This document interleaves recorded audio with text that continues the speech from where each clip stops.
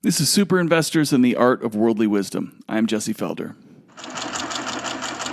Object to the test! It was just over 2 years ago Diego Parrilla first joined me on the podcast to discuss his framework for analyzing financial bubbles and what he calls anti-bubbles. You may have noticed that the topic of bubbles and anti-bubbles has come up in both of my recent interviews with James Davolos on the topic of inflation and Adam Rozencwaig on the mania in green energy stocks. Considering just how relevant Diego's framework is to the current market environment and how dramatically the macro backdrop has changed since we last spoke, I thought it'd be an opportune time to have him back on for a follow-up conversation. In this episode, Diego shares his views on the misconceptions underpinning all sorts of asset bubbles at present and how a paradigm shift in inflation threatens to play the role of pin to each of them. He also discusses why he believes cryptocurrencies are in fact a bubble and how they've created another opportunity in what he sees as one of the oldest and most enduring of anti-bubbles, gold. Ever wonder why fund managers can't beat the S&P 500? Because they're sheep, and sheep get slaughtered. Diego, welcome back to the show. Thank you, Jesse. Pleasure to be back. Yeah, it's funny. I thought in my last couple of interviews, your bubble anti-bubble framework has come up extensively. So I thought I need to have Diego back on to talk about this because it just seems like this framework of looking at markets is I found it to be very valuable. For approaching a variety of asset classes, especially in today's environment. For every yin, there's a yang. And so much of the time, I think we focus on the bubble or the yin, and we fail to appreciate the opportunity set posed by the anti-bubble or the yang. And so I guess to begin with, could you simply share your definitions of a bubble and an anti-bubble? Absolutely. And I always like to discuss or present the bubble borrowing George Soros' definition of a bubble. And he talks about bubbles as assets that are artificially expensive based on a belief that happens to be false, what he would call a misconception. So bubbles are situations where the emperor had no clothes, basically. The idea here is with an anti-bubble is we generalize the framework of the bubbles and say, look, the misconceptions can distort reality, but not only through artificially high valuations, which we call bubbles, you could also have artificially low valuations. And in that sense, the first dimension of the concept is assets that are grossly artificially cheap. And the key word is artificial, and the key thing to watch is the misconception. So in that sense, we're looking at an extreme case of value. You're talking about assets where it's a matter of when, not if, that they will go up. The second dimension of the concept is this idea that bubbles and anti-bubbles are two, like mirror images. They're two distorted reflections of the same misconception. So given a false belief, given a misconception, you have this bubble, anti-bubble, and by construction, you're looking at a situation where once the misconception is understood, then the bubble bursts and the anti-bubble goes up at effectively the same time in a synchronous manner, and also with the same catalyst. So the second dimension of the anti-bubble is a hedge against the bubble. And the name anti-bubble is a bit like the antivirus or the anti-missile, is effectively this mechanism, this defense mechanism. And then there's a third dimension, which is more subtle, which deals with this idea of risk premia, this contrarian nature. And a good example, perhaps, of the bubble anti-bubble dynamic is the relationship between the S&P, for example, and the VIX. In my opinion, artificially low volatility can actually support artificially high equity prices. And this is driven both from a qualitative perspective, which is complacency and the perception of no risk, the idea that mommy and daddy will be there to support this, and also quantitative. You think about the double-edged sword of volatility, and what happens is when volatility explodes, then value at risk increases, forced liquidation, and that actually feeds itself into liquidation. So the opposite could happen as well. And so these dynamics, these three dimensions, are perhaps three aspects to watch for. But ultimately, when you're thinking about bubbles or anti-bubbles, I think the key thing is look for the misconception. If you, that's the key. Show me the misconception, and then I'll tell you what the bubble and anti-bubble are. And I love that you point out, I guess the reflexivity in a lot of these things between the bubbles and anti-bubbles, because when you were speaking, I was thinking about the Volmageddon episode, and I think that really kind of highlighted that, short volatility was, to a certain extent, goosing the stock market higher. I mean, there's just so many of these kind of self-reinforcing dynamics in the markets where you have potentially short volatility, becoming so large that it suppresses volatility and then forces, volatility targeting funds to take on more SPX exposure and whatnot. And I think there's just so many of these dynamics going on right now that, there's no way we could appreciate all of them. But they're definitely, closely related. I wanted to ask you about how you go about applying right now this bubble and anti-bubble framework to a variety of asset classes. Obviously, in your piece that you recently wrote, focused on cryptocurrency, but you discuss other asset classes and things. I guess how do you look at the equity markets, in light of this framework right now? Well, again, to link it back to the bubble anti-bubble framework, we should think about some of the beliefs, arguably misconceptions that are driving things, right? One of the key pillars is this idea that you can solve problems by printing money.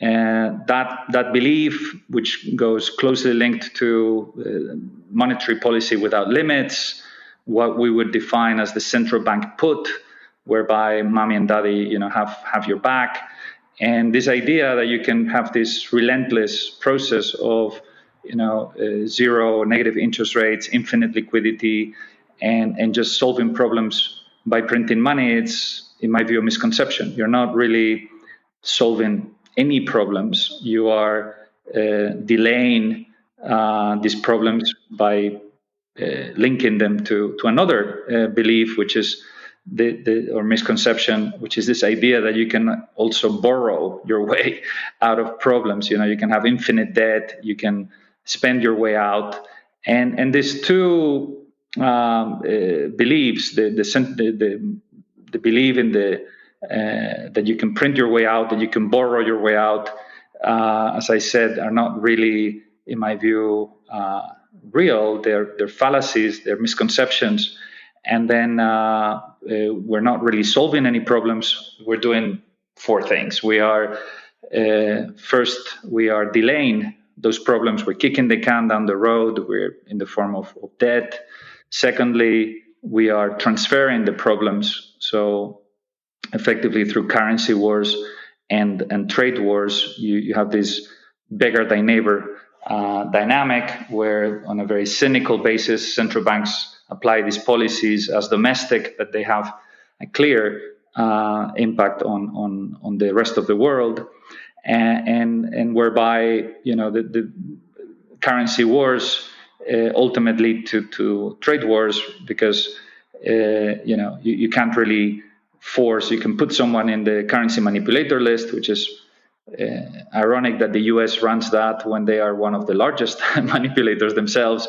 But yeah, once someone is abusing their currency and trying to devalue their way out of things, then you need to defend yourself. And I think trade wars, I summarize, well, if you devalue by 20%, I will tariff you by 20%. And there's lots of dynamics that are taking place that are effectively not solving the problem, they're really transferring it. The third dimension is we are transforming the problems. And I think this is absolutely critical because there are two major things that are, as we create this dynamic, what I refer to, the last decade of, transformation from risk-free interest into interest-free risk, which is really what's driven this last decade of relentless, race to the bottom in interest rates and increasing liquidity. What it's done is created these bubbles that by now are too big to fail. And so we're caught in this situation where the normalization of monetary policy is science fiction. You can't really hike interest rates without imploding the system and destroying the wealth effect. And therefore, I think the only way out is going to be, transforming those bubbles that are too big to fail into obviously inflation and as a byproduct inequality. And we're very familiar with the history and what this brings. So when you put these things together, the fact that you're just delaying, transferring, and transforming the problems, the bad news is that you end up just enlarging them. And that's, as our good common friend and my co-author Daniel Lacalle would say, if these policies worked, then Argentina or Zimbabwe would be world leaders, right? And unfortunately, they're not. So we have this set of misconceptions, some of which are narratives, some of which are, very ingrained in the mindset of the market. But ultimately, we need to be realistic. They're not solving those problems, and unfortunately, I think the dynamic is getting increasingly more complicated and more extreme. Even if from the outside, you could have this sense of calm and complacency. Obviously, we're in situations that have been exacerbated by COVID and accelerated, and I think this dynamic is just continuing. And again, the bubbles are larger by the day. The systemic risk is huge. The complacency is enormous. And there are many things to worry about, including the crypto space, in my opinion. Well, I think it's such an important point because whenever you bring up any kind of fundamental concerns about the markets or anything, in which everybody appreciates the overvaluation, I think, and the potential fragilities in the market today, and potentially, Robert Shiller, brought up the parallels to the late 20s stock market recently in a New York Times article. And, when I share these things on Twitter or, wherever, the common response is, well, never before have we had a central bank that is hell-bent on propping up the markets. And so I do think, you're right. This idea of a central bank put, probably not in itself is the misconception, but it seems like the misconception is maybe that people believe there is no expiration date on this put, that it literally central banks can prop up markets indefinitely without any consequences.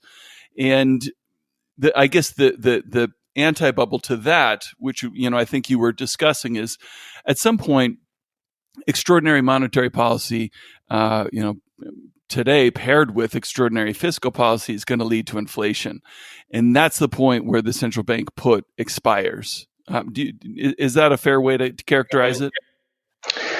Yeah, I think, look, obviously the central bank put is powerful, right? It takes many forms. Never fight the Fed, Draghi's, whatever it takes, PBOC is in control in China. The idea of the expiry date or the fact that there are limits or there are no limits, which is the belief, it's a major concern. What we see is that monetary policy is subject to the law of diminishing returns, right? It was just about 700 billion back in 2008 that was needed to bail out, in a way, the banks and stabilize the global financial system. Today, 700 billion is a joke, right? Is a market cap of a couple of small. Give a few weeks and Dogecoin will be there. It's just I think that this idea and this relentless advance is a concern. It creates is very difficult to fight. At the same time, it creates enormous complacency. I would almost say that the central bank put has become a central bank call. It's just like free money. Just buy this thing because there's no downside. Even if there was, mommy and daddy will come and save us. And as you said, this expiry date is the perception that there are no limits to monetary policy. Unfortunately, it's an asymptotic process, where you need to do larger and larger amounts. It's also, as I mentioned earlier, a relative process. When you think about what Europe did with negative interest rates, that happened only because the Federal Reserve was at zero.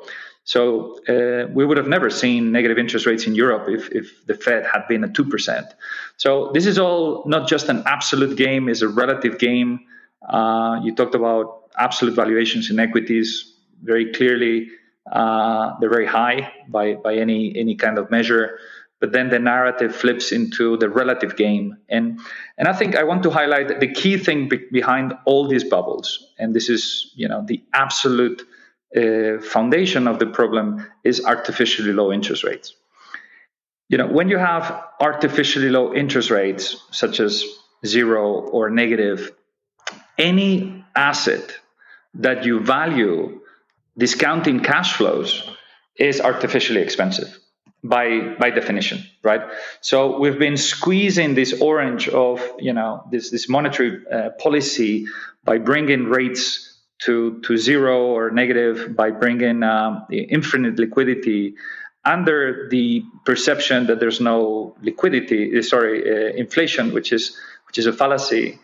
And as you have, and obviously the debate is inflation deflation debate is a full discussion on its own, but I have to insist that the entire epicenter of the bubbles is artificially low interest rates, which have in turn, through a mechanical process, translated into artificially low credit spreads due to the desperate search for yield, artificially low volatility by systematic volatility selling, and other forms of hidden leverage. And there's as you mentioned earlier, through the volatility channel, this can get exposed, and you get things like false diversification. When this crisis unfold, you have way higher prices, way more levered system, and then it just becomes much bigger of a problem, and it requires much larger of a response.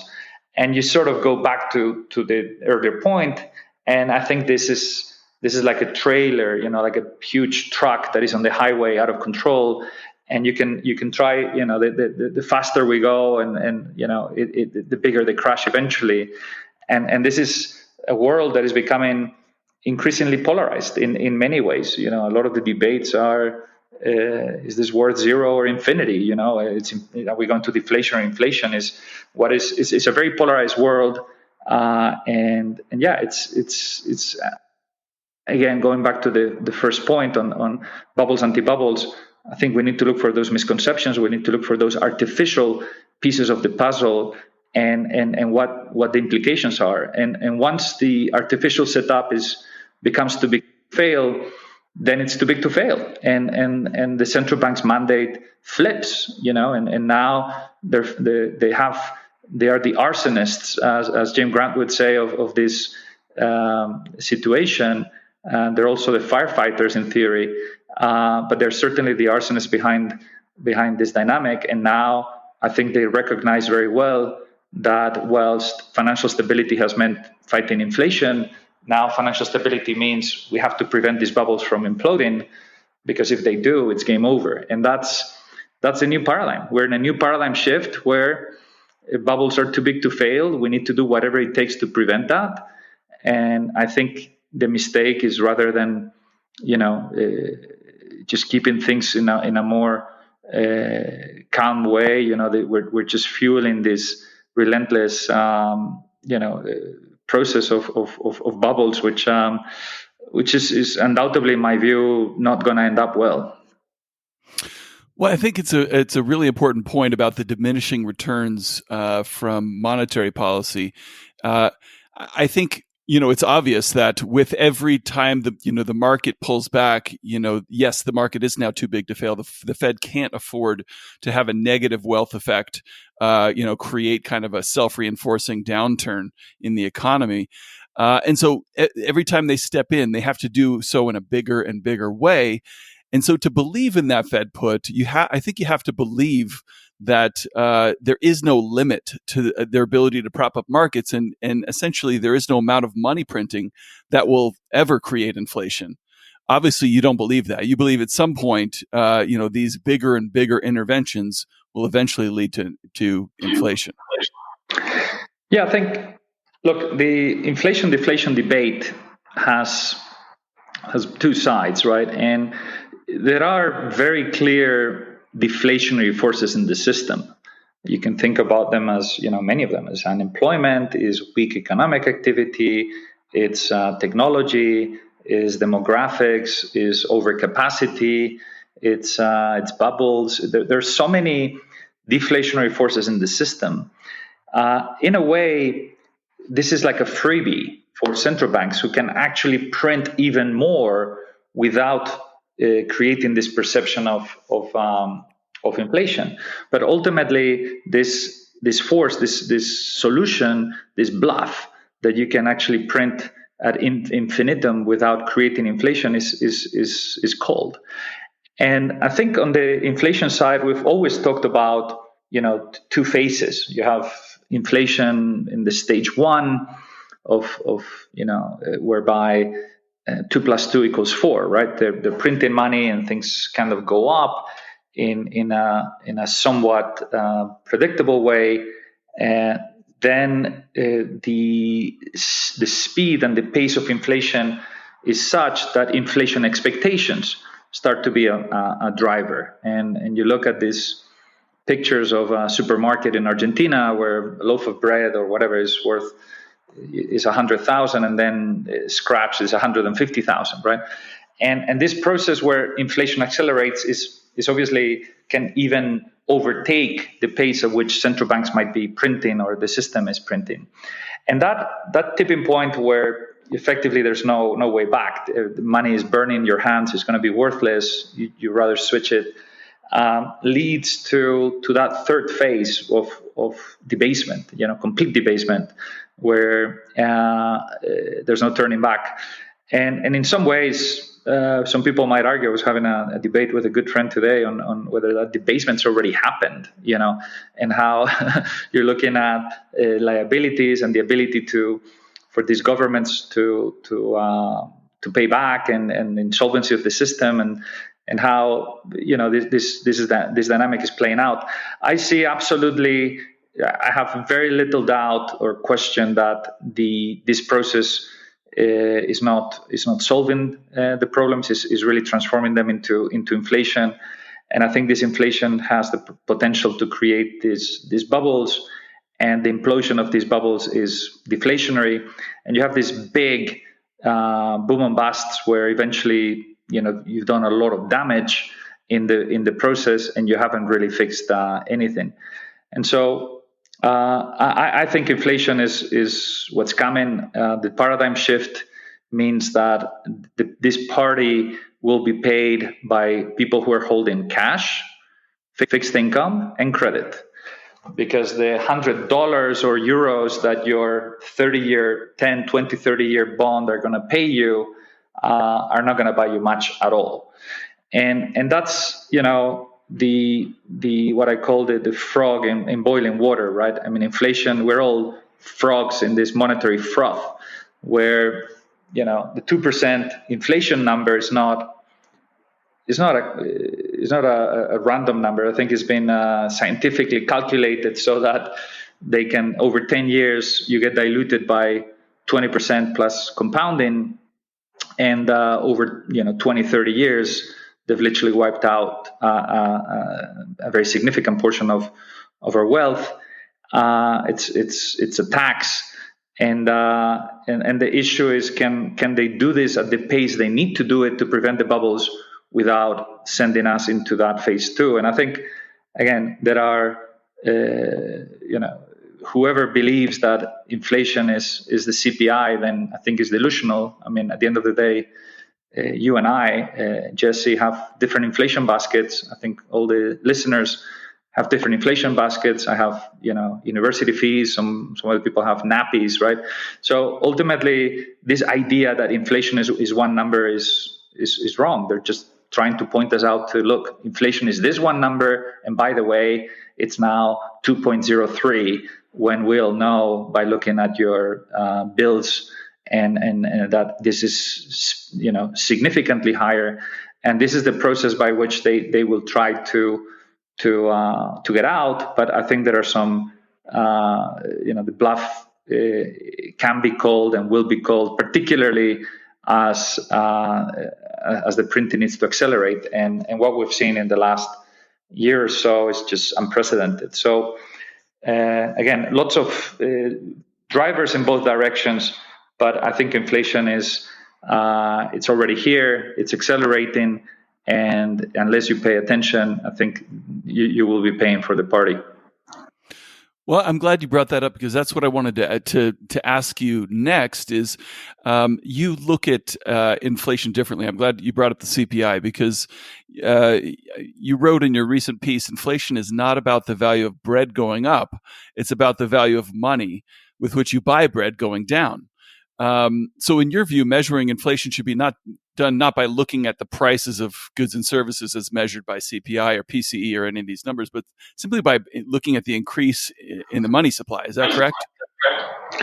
Sure. And I think that's there are lots of considerations. Clearly, again, this is a very simple idea, what you just said, and the way I think about inflation.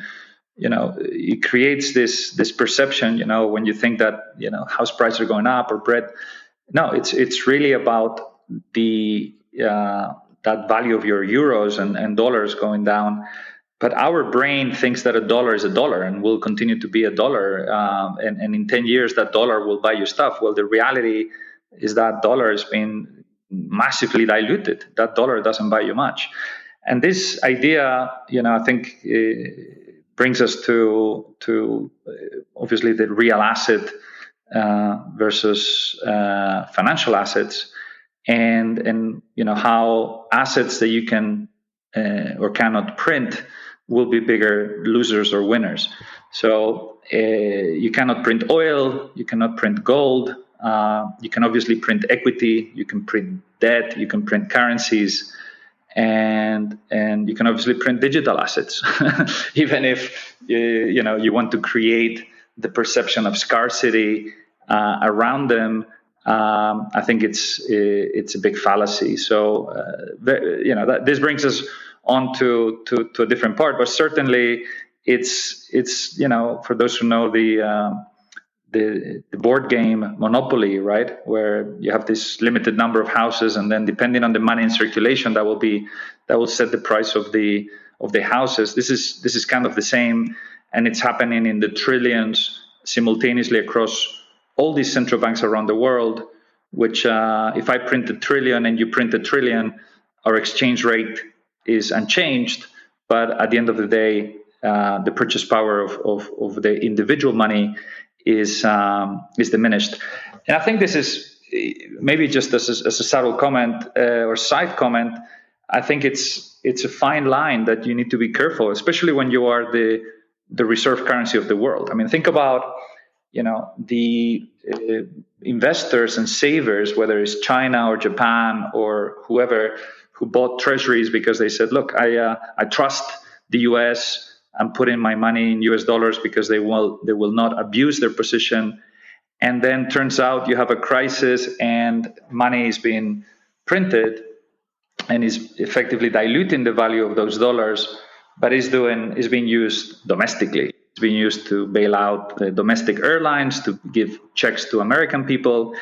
And so this is a fine line where, if you are the US, how far can you go without upsetting or creating a problem with those who put trust in that currency. And again, this is happening across the board in a big scale, and it creates this conflicts. And so it all goes back to the same points we were making earlier. Trying to just solve problems by using printing infinite amount of money, borrowing infinite amounts of money, and just again turning into dynamics that, let's not fool ourselves, they're not solving anything, and eventually are coming back to bite us. And this has multiple dimensions, but inflation to me is very clear, as the paradigm shift has already taken place and is accelerating.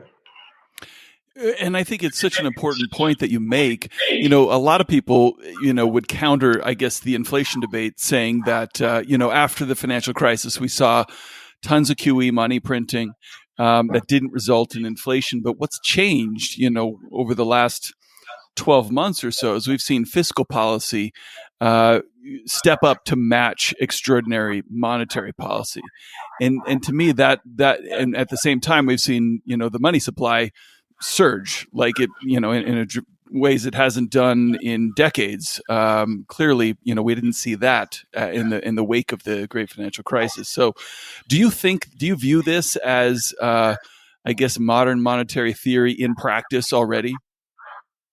Oh, 100%. It's already, this idea that you can actually spend and borrow without increasing taxes, this magic process, by which you can just do whatever you want by simply printing money, is a massive fallacy. But it's happening.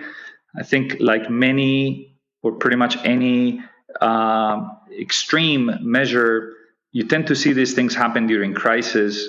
It's always sold as a temporary thing, which is just a matter of time. It becomes permanent. Think about QE, right? QE was sold as, okay, one-off.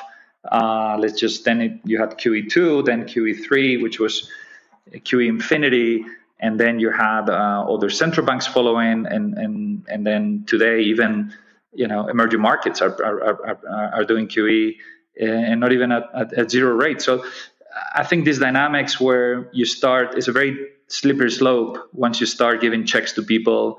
And forgiving debt and doing lots of things that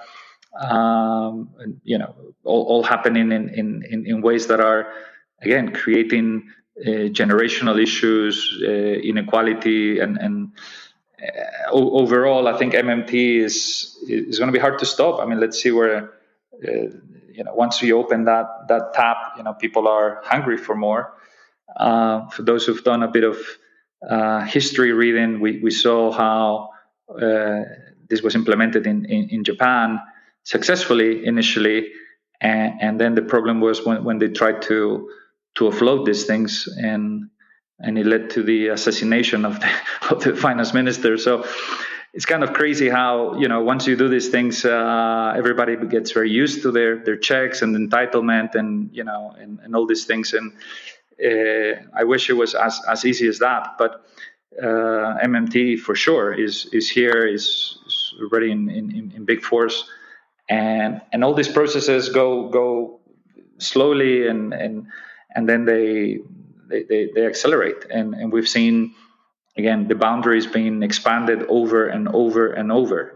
Whether it was zero interest rates or money printing, or buying government bonds, or then moving into corporate credit, and then moving into equities, and then giving checks directly back to people. So this is all happening, and it's pretty much one way. And once you go in this direction and you're already at zero rates, you start to hit the boundaries. It's interesting. I think, going back to or touching on Bitcoin and digital, I think it's interesting how this new dynamic of digital currencies is be careful what you wish for, because some people think that the embracement of central banks of digital currencies is, proving that crypto or whatever is correct is absolutely the opposite. I mean, the fact that central banks can actually move and are already doing it into digital currencies by effectively removing paper currency and notes and coins, it means to start that they can apply negative interest rates at will. So before you had the limits of if you had a 500 euro note, you could put it in under your pillow and negative interest rates would not apply because you have zero interest rates. Now, the minute those high denomination notes get taken out, which was obviously done with the excuse of fighting money laundering and terrorism, but they're out of the system, it makes much more difficult to store money in big quantities, and therefore that zero boundary gets slowly taken out. And if you move into digital currencies, this will be accelerated. You could have a negative interest rates on the money pretty much at will. You can put time, stamps where you have to use this allowance in the next 2 weeks. You can print infinite amount of money instantaneously. So it's just bringing us to a whole new level of potential financial repression and just this financial bullying, where if you have cash or you're being prudent, then you're in trouble because you're going to be diluted and taxed and through taxes and inflation and so this is all fascinating and leads us back to this relentless approach from central banks and governments that will continue to push the boundaries, as they legitimately, try to keep their head above the water and get things moving in the right direction. But unfortunately, they're digging us deeper and deeper and deeper into a hole that, again, is going to have unintended consequences, and certainly they can materialize in nasty ways. Well, it's a great point. There's a fascinating irony right now in these misconceptions. That's kind of at the heart of these misconceptions, I think. And I think you mentioned the misconception, propping up asset prices, financial asset prices, is this idea of don't fight the Fed, that, there is no alternative to owning stocks when interest rates are suppressed. And so, don't fight the Fed means you buy, financial assets. At the same time, the Fed is saying we're going to do everything in our power to create inflation. So if you are going to really adopt the don't fight the Fed, mantra, then you would take them at their word and say they are biasing for higher inflation, which means financial assets are not the place to be. So, it's interesting to me that these kind of misconceptions result in this hypocrisy. So part of this, dedication though to creating inflation, by the central bank, by the Fed specifically, is comes back to MMT and these things. I guess. Do you think most investors right now, are I guess too focused on these short-term cyclical dynamics to really appreciate the larger tectonic shift underway in the markets in terms of inflation and these things? Absolutely, yes. I think the realization that the bubbles are too big to fail I think we could probably timestamp this already back in Q4 2018. You had a situation where the Fed tried to normalize monetary policy, and once upon a time, monetary policy interest rates at 5% were considered to be sort of the normal. It took us a move to about 3% in Q4 18 in the front end and the back end for things to implode, and we had to have these very emergency measures. But there were a number of people that were pretty much gone. I mean, GE and Ambev and a bunch of guys that were caught a little bit levered. And I think ever since that paradigm shift where they have to be preemptive. They realize, look, we can't. Once these bubbles start to go and companies go down and they fire 300,000 people, and this thing goes, then it's going to be really difficult to get it going, and we're going to have to pay the subsidies anyway in terms of unemployment. So we might as well just try to prevent these things from collapsing. And I think that process, which then was exacerbated obviously by COVID and sent us where we are today, with a massive acceleration of both monetary and fiscal without precedents, has clearly put us in this dynamic. So yeah, certainly, I think the paradigm shift has already happened. Once upon a time, central banks were effectively running their policies based on financial stability, which meant control inflation, which is what our grandparents and parents have taught us. And today we've really somewhat inadvertently perhaps created these monsters of a bubble, which is absolutely everywhere, from fixed income to credit to equities, which are just too big to fail. And that's why I think that's become the true mandate now, and why they're so focused on asset prices, because the wealth effect is brutal, right? I mean, the wealth effect, as most people will know in this call, is people as of today feel 50 billion richer from being long Dogecoin, right? In the assumption that Dogecoin was worth zero, that money would never existed, right? But people feel that rich, and they will behave that way, and they will maybe buy another car, or they will do whatever. This is just at a level that it's systemic. If interest rates were to go up, and the value of these assets was to normalize, it's game over. So yeah, I think the paradigm shift is taking place. It's accelerating. I don't think many investors are aware of what's happening, but to be honest, equities in a way are obviously an inflation hedge. I mean, you are in a world with artificial low interest rates. The present value of cash flows 25, 50, 100 years out are worth something.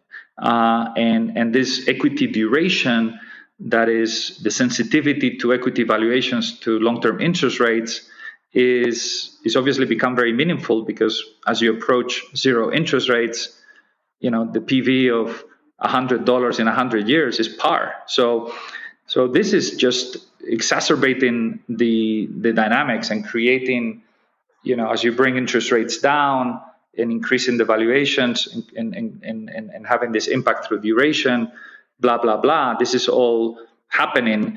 And so, again, the value investors in this environment, you might be looking for value in an environment that is completely distorted, because, again, it's almost like, you're trying to decorate a house when the foundation is, from a geological perspective, is super unstable. So that's the setup. We're all building this beautiful construct under something that is highly artificial, to the point that there's no turning back. So again, I think the key thing when people look forward, when you look about portfolio construction, there are two big dimensions that people are not, in my opinion, paying enough attention to. The first one is volatility, and the second one is inflation.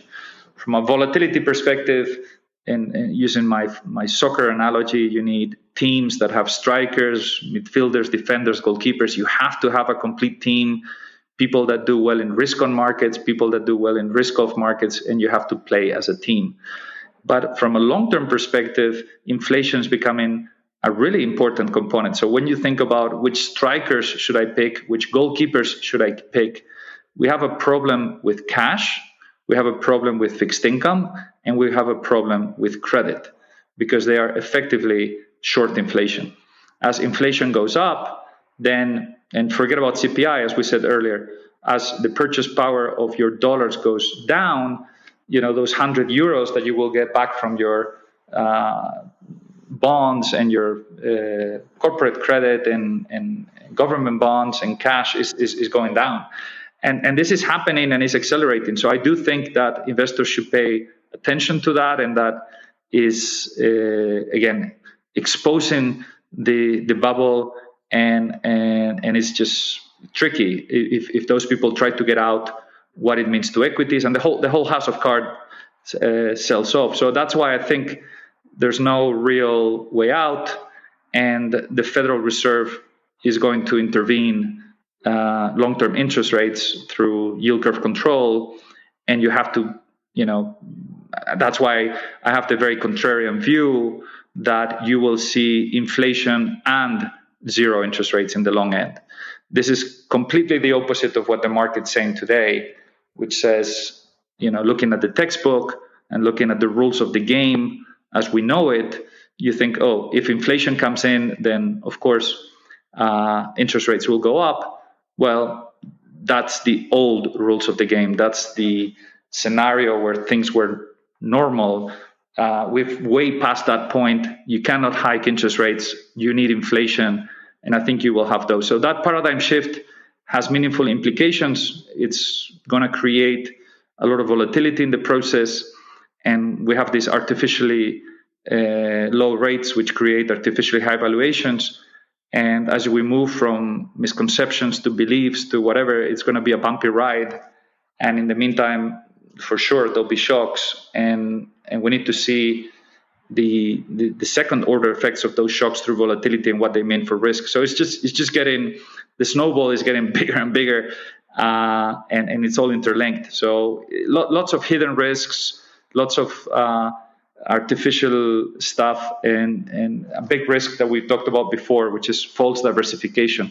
Watch out for the perception of, oh, I bought a bunch of stuff, I'm diversified, because when these crises come, it's all the same thing and it all implodes at the same time. And that's why I insist that you may be playing just with strikers. You also need defenders and goalkeepers that will be effective in this new paradigm.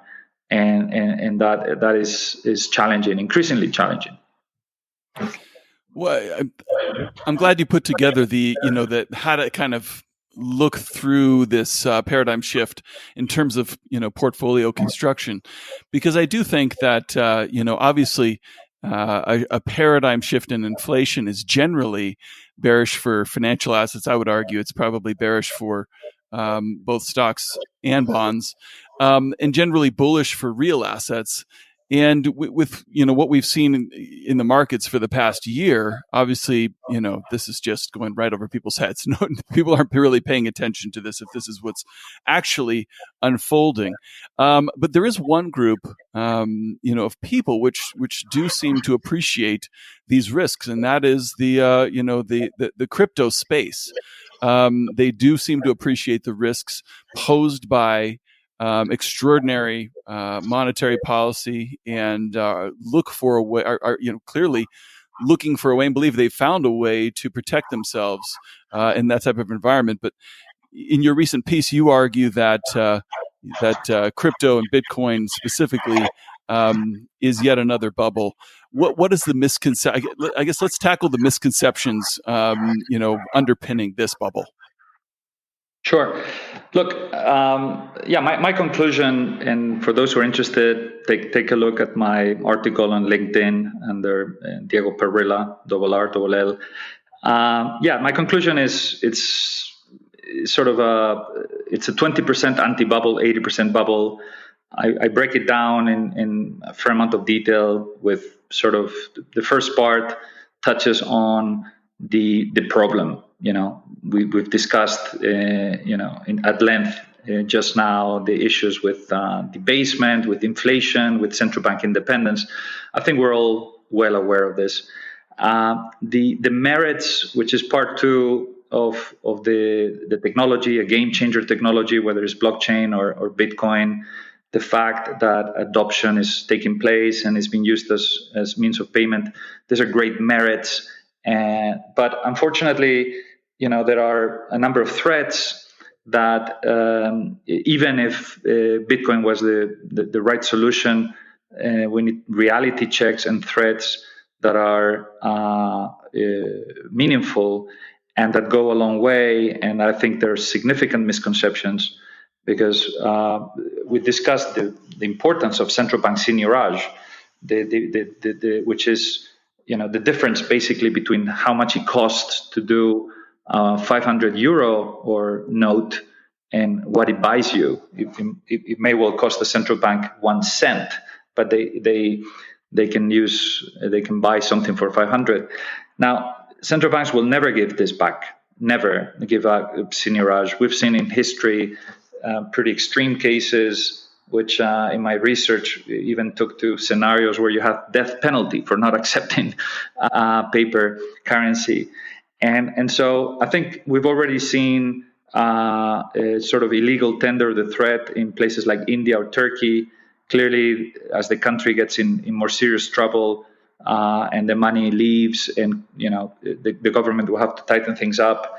The excuse of money laundering and terrorism, I think, are there for central banks. We've seen Janet Yellen already touching on this, so they will not go or admit the shortcomings of the dollar and the merits of anything else. They'll try to find excuses like that.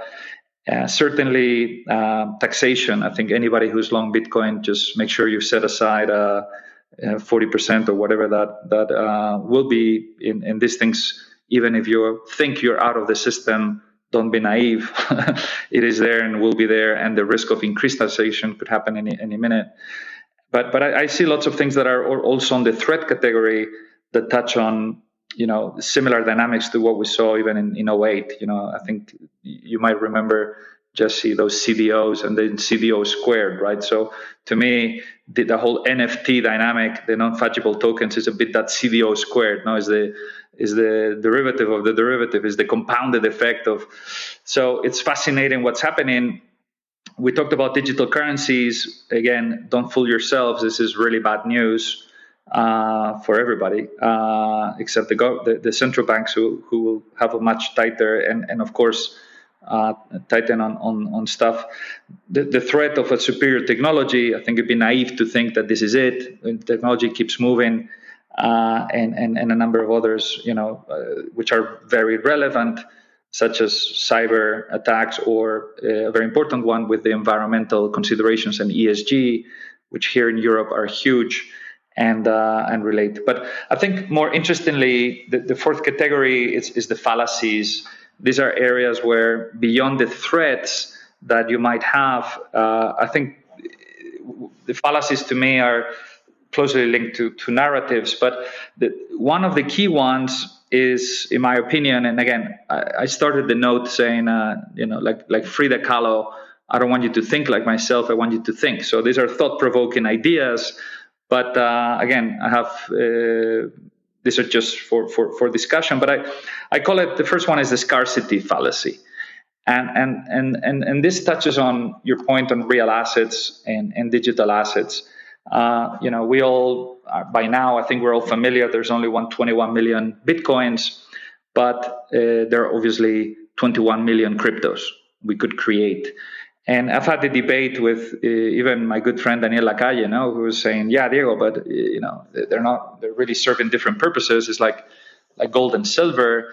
And I would argue that it's more like our book on the energy market, where it's about the end use and how this fallacy of the monopoly of crude oil, and so I think the very closely linked to this perception of scarcity comes the idea that it's a good inflation hedge by construction, by making it sort of something you cannot print.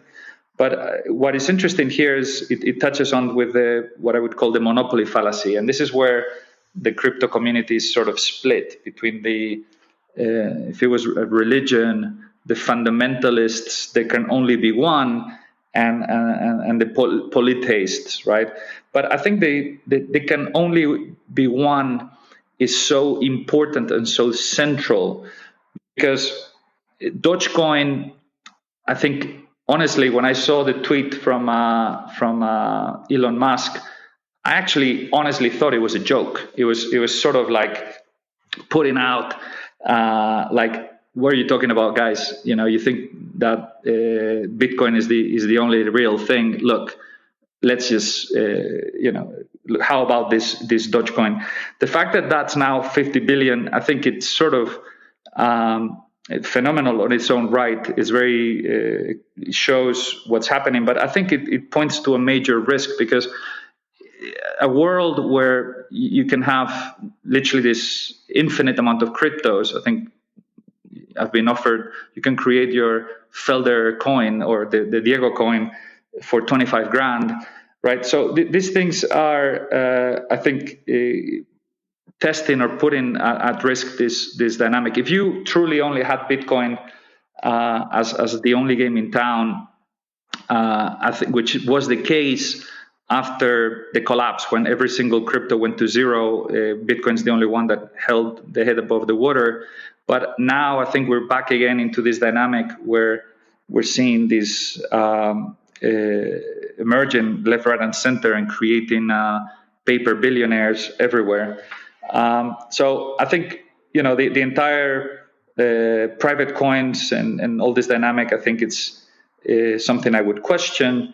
But then I think looking into the more technical stuff, I also have concerns about the network effect and how it's been positioned, network effect and Metcalfe's law. I mean, network effect is defined as the equivalent of economies of scale on the demand side. It's this idea that the more people playing, the more value you're willing, the higher the price you're willing to pay. And Metcalfe's law, which looks at the value of being proportional to the square of participants. I think there's a very fundamental flaw, in my opinion, which is confusing utility and price. And I've seen this kind of mistake, in my opinion, been made a number of times. The idea that, the telephone, obviously, if you have two people in the network, you add a third, a fourth, the interconnectivity grows, again, exponentially. But that doesn't mean that I'm willing to pay exponentially higher prices for my phone, or in pretty much what we've seen is the opposite. So there are lots of, in my opinion, interesting points and dynamics that are being applied, and logical jumps that, in my humble opinion, are remind me a little bit of this. You see in this teaser where you see 1 = 1, and then they start playing 1 + 1 = 1, and then eventually 1 = 2, right? I mean, there's some jumps in the process where I think this the confusing utility and price is a pretty basic mistake, but I think people take it for granted. So related to that, and to finish, I think there's a whole set of narratives that is working in both directions. Most famously, I guess, BIS Car 10s define it as a bubble, Ponzi, and an environmental disaster. But I love the prisoner's dilemma, as I call it, with the hodl, where again it relates to the process with the monopoly fallacy. And but there's been people that I respect, and Raoul Pal, Paul Tudor Jones. He's famous. Bitcoin being the fastest horse in the inflation race, which he put out in his note with Bitcoin around 8K, and is proven to be very correct. But obviously, people use the argument that Paul Tudor Jones or Druckenmiller are buying it as we're correct. And the only thing I can tell you is that Paul Tudor Jones and Druckenmiller are bubble traders. They couldn't give a damn about gold or Bitcoin. They just saw a bubble dynamic playing, and they will make money on the way up and will make money on the way down. And so I think, adding to the FOMO, probably my favorite, have fun staying poor, and all these dynamics that I think are pretty interesting, including, the issues with Tether and the potential fraud, the issues with costs that friends of mine are telling me as they try to buy a coffee, and it costs 5 times in fees and more than the cost. So really a fascinating world. I briefly summarized some of the points. Again, food for thought, for discussion. But clearly the speculation is getting significant. Over the weekend, we saw, major moves, and I think the development of futures and options. I think it's a signal for caution, and ultimately we'll see. I think there are lots of merits in the technology. There are huge problems to deal with. There are very powerful narratives, and at the same time, I think a lot of fallacies that are misconceptions that are not well enough understood. But look, for the time being, this is where we are. I think impossible to. I don't have a crystal ball, and I don't claim to be in position of the truth. But certainly, it's a space that I think it's going to be. It's high risk. It's very volatile, and positioning it as a currency. I think Nicolas Taleb would argue that you cannot have a currency that is more volatile than the underlying you're trying to buy with. And so there are lots and lots of people on both extremes. I respect people on both sides. I happen to believe that, this is more, there are merits, and I recognize that. But I think overall, my conclusion is 20% anti-bubble, 80% bubble. But time will tell. I'm glad you brought up Stan Druckenmiller and Paul Tudor Jones in your piece. It reminds me, you mentioned George Soros earlier. There's a great George Soros quote where he says, whenever I see a bubble, I jump in to throw fuel onto the fire. That's not irrational, right? And I think that's exactly what these guys are doing. They're not going to hodl cryptocurrencies. They're traders, and they're looking to trade it. But at the same time, we discussed this crypto as a bubble, but I guess the flip side of that would be the anti-bubble in gold. I think there's another fascinating irony here too, where at the same time, I think we're seeing the fundamental case for gold develop in a way that is maybe more bullish than anything we've seen in our lifetimes. Sentiment has, the reflection of, I guess, the inverse of this bullishness towards cryptos is kind of manifest in a bearishness towards gold right now. How do you look at gold in terms of this anti-bubble framework right now? Look, I certainly have a view that gold is always been the anti-bubble of the fiat. The history of gold is 2,500 years, and you could argue that this is we're dinosaurs, and thinking about gold is dated. But at the same time, we've seen, for example, the Central Bank of Hungary making a $3.5 billion purchase of gold recently. Most people won't even know where Hungary is. And yet this is 2.3 times bigger than the Tesla purchase of Bitcoin. It's about 2 million ounces of gold. And I think the role of gold as in the currency system is has a long history, and I think central banks that look to position themselves as reliable currencies. We mentioned earlier the damage that the US dollar is doing to itself by abusing its position. We mentioned the risk of digital euros or digital dollars in accelerating this abuse, and certainly Bitcoin is a very fair way to try to exit. But I do think gold, I do believe that you can generally not print gold, whilst you can generally print cryptos. And I think in that sense, and back to your point earlier, the real strength of gold is its physical nature, is its properties, is scarce enough. I love it when they call it that shiny rock. It is beautiful. It's shiny, and it has properties that are not matched physically and chemically by many other things, and that's the reason why it's there.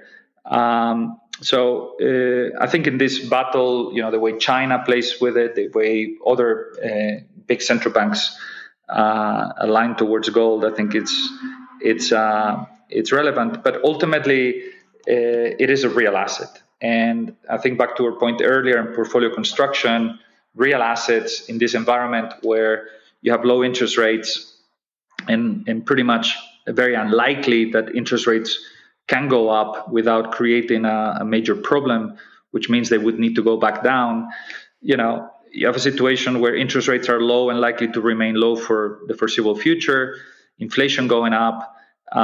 It's a no-brainer to be long real assets. Given the choice, I rather own gold or land than Bitcoin. But in all fairness, I think the cryptos, back in the day, if you were in Vietnam and you wanted to escape the country, then fleeing the country with gold was the best way to take something with you. Now your Bitcoin wallet is even easier, right? And this is why I think these governments, whether it's Turkey or India, are slowly, effectively, clamping on this. But yeah, my ultimate view is I think gold is not only now the anti-bubble of fiat. I think it's also in a way the anti-bubble of crypto. And I'm not big into conspiracy theories. I've never been. Lots of people claim gold is manipulated and whatever. I personally, I don't think so. But I think it's undoubtable that the price action in gold has suffered from people who, for the right reasons or their right reasons, decided to sell gold and buy crypto. And I think in some cases you might even see, which I think is the case today, short position in gold, long crypto. And that, be careful, because it can actually explode in a big way. So to the extent that the market is now very clean, massive, it's been a very, very painful trade to be long gold, hard to explain, arguably based on what we've seen and the fundamental moves and the print, everything that's happened should be pointing higher. But gold now is closely trading real yields. But I do view gold as one of the key anti-bubbles in the system. Perhaps, again, despite my considerations, people can consider crypto or other Bitcoins, but I would think that the proof ultimately will be in the pudding, right? And if the S&P is down 20%, what is Bitcoin and gold going to do? I don't know. My view is that right now gold is much better positioned to perform very strongly in such scenario. I think Bitcoin, is potentially more exposed to the leverage across the Teslas and other assets that, in my opinion, could be artificially high. So time will tell. At the end of the day, as long as you are prudent and you build a diversified portfolio, I think Bitcoin has been an extraordinarily effective player in the team. Just don't become overconfident. Don't sell puts. Don't buy the dip with leverage. Don't do all these things that will basically make you bankrupt. That would be my advice. Just be prudent. And yeah, I think my money and my view is I favor gold, and that's my mandate in the strategy. I don't trade neither long or short any of the cryptos. I leave that to the experts. But my view is reinforced. When I published the Antibubbles, I called about a perfect storm for gold, and I think that's in a way been reinforced since the book was published. Well, Diego, thank you so much for taking the time to do this. It's probably getting late there in Madrid. It's still only 9:00 in the morning here in Oregon, so I need to probably grab some breakfast, and you probably need to grab some dinner. But before I let you go, where can people keep up with you and your ideas? Well, they can contact me through Twitter at Parrilla Diego, Parrilla, and Diego, like San Diego, or LinkedIn. I publish occasionally, but when I feel there's something to say, and yeah, feel free to reach out. we run. Again, I do some of these contributions. We also have distribution lists where we give updates on our strategies and ideas. So again, very, very happy to connect and discuss as needed. But that's probably the best way. Perfect. And I highly recommend everybody go check out or follow Diego on LinkedIn. You're one of the thinkers in the markets that I don't fail to pay attention to everything there it is that you write or put forward. So thank you again for taking the time, Diego. I recommend everybody go check out his LinkedIn page and connect with you directly. So we'll do this again sometime soon. It's been my absolute pleasure, Jesse. Keep up the great work, and thank you so much for the invitation. And good luck to everybody. Stay healthy, and best of luck with the markets.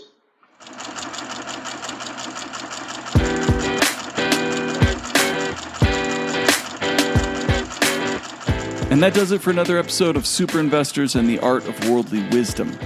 As always, you can find notes and links related to this episode at thefelderreport.com. Thank you for listening, and until next time, buy low, sell high.